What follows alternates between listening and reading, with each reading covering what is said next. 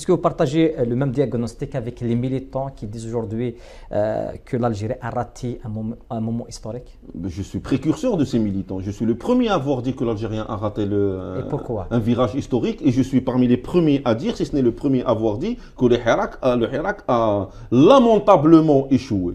Parce que c'était une occasion historique que nous avons ratée. Le Hirak n'a pas su créer, n'a pas su proposer aux Algériens, je dirais, une feuille de route commune, un objectif clair et net à atteindre. À un certain moment, on s'est retrouvé dans ce qu'on a... Qui va proposer? Pardon? Qui va proposer? Nous, des proposer. Justement, qui va proposer? C'est ça le souci. Qui va proposer? C'est ma question. À vous de répondre. Nous avons, à titre personnel et à titre, je dirais, d'un certain nombre de personnes, je pourrais citer les noms, dès le mois de mai, tellement je le répète ça, j'ai l'impression que les gens, tout le monde le sait déjà, je n'ai pas besoin de me le dire. Depuis le mois de mai 2019, nous avons appelé à la nécessité de l'organisation du Hirak. Heureusement qu'avec les réseaux sociaux... C'est un slogan. C'est un slogan, c'est-à-dire un slogan. Sur les réseaux sociaux, oui. Mais sur le terrain. Sur le terrain, nous avons fait un travail. Il y a un souhait. Sur le terrain, voilà, d'accord. Il y a un débat sur les réseaux sociaux, mais oui. La réalité sur le terrain, le terrain. Sur le terrain, moi personnellement, j'ai fait pratiquement, durant le Hirak, j'ai fait pratiquement 15 wilayas. C'est-à-dire, je faisais un Hirak à Constantine et un Hirak dans une autre wilaya. Donc, quel objectif? C'était dans l'objectif de fédérer les gens autour de l'idée de la nécessité. Est-ce que vous avez rencontré les meilleures personnes, les personnes responsables, ou vous avez rencontré... Il y a une réunion qui s'est faite. Tu étais présent, d'ailleurs, dans cette réunion. Heureusement que tu étais présent. Il y a une raison. La réunion, c'était le mois de mai 2019, les débuts du Hirak. C'était le mois de mai, je ne me trompe pas. Le mois de mai 2019, c'était au bureau de l'association SOS Disparu. Voilà, et tu étais là. Et je crois que je n'ai pas besoin de te dire qu'est-ce que j'ai dit, qu'est-ce que les autres ont dit et comment ça s'est passé. Qui sont les personnes qui ont refusé? Est-ce qu'on va donner les noms maintenant? Nous les avons tellement répétés et je n'ai pas envie de leur faire de la publicité. Parce qu'en donnant leur nom, on leur fait de la publicité. Mais pour revenir à ta question là, il y a eu durant le Hirak une erreur lamentable qui a été commise par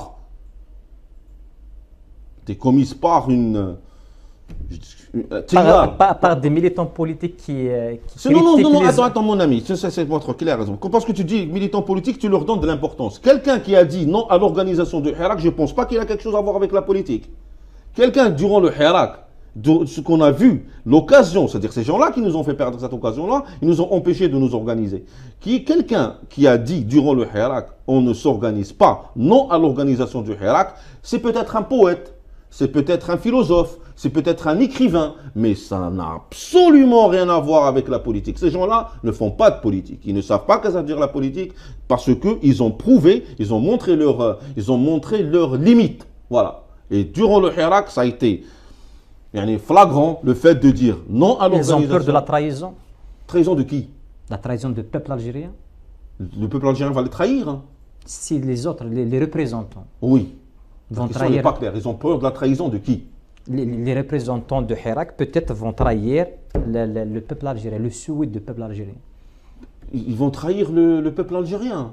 Je ne sais pas. C'est où la question là? C'est les militants qui le disent. C'est les gens qui disent non à l'organisation de Hirak parce que si on organise demain le Hirak, les représentants vont trahir le souhait du peuple algérien, le Hirak.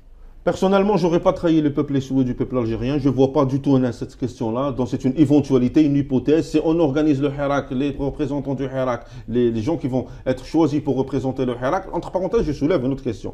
Les personnes, durant le Hirak, on est tous d'accord qu'il y a eu le souhait, c'est-à-dire il y a eu un consensus sur l'idée, c'est un Majlis Ta'sisi. Tout le monde a demandé une constituante. Depuis le mois de mars 2019. D'accord. C'est-à-dire si tu viens la matinée me parler de constituante, et l'après-midi, tu me dis non à l'organisation de Hirak. Comment tu vas choisir les gens qui vont siéger dans ce Majlis Ta'sisi? Comment ils vont être choisis? Est-ce que ça, c'est les mécanismes ne sont pas favorables? Il n'y a pas eu de mécanisme. Il y a eu les mécanismes d'organisation ont été empêchés à la base. Il n'y a même pas eu de mécanisme. Pour être clair sur ce point-là, le Hirak a été très loin de la politique. Le Hirak, c'était...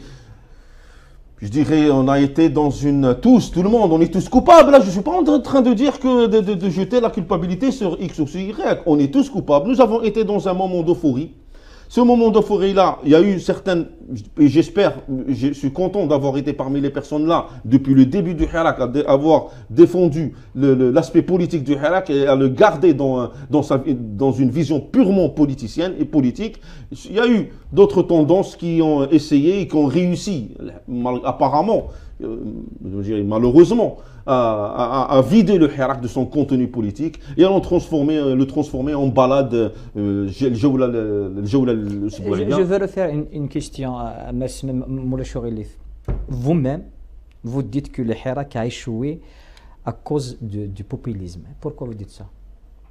Parce que dire au milieu du Hirak non à l'organisation du Hirak, c'est du populisme. Dire Cheb huwa li qarrar, on est clair là sur les personnes qu'on vise.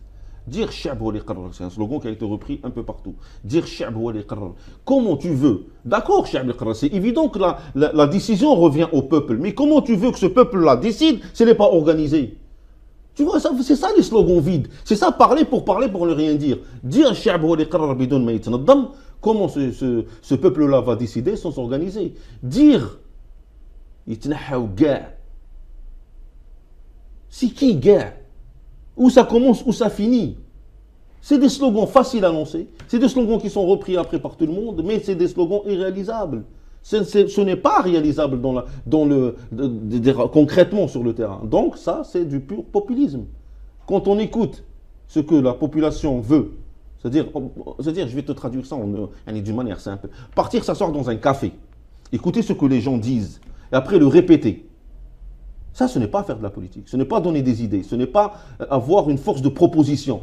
La force de proposition, c'est avoir une vision claire des choses, un programme clair, et essayer d'appliquer ce programme-là. C'est trop facile d'écouter les gens crier et se mettre nous aussi à crier. C'est trop facile. C'est trop facile d'écouter les gens dire la li tandim al-Hirak et après moi aussi je me mets à crier la li tandim al-Hirak tout en sachant que ça veut absolument rien dire. C'est facile à faire, mais chose que nous n'avons pas fait, nous ne ferons pas et nous ne ferons jamais.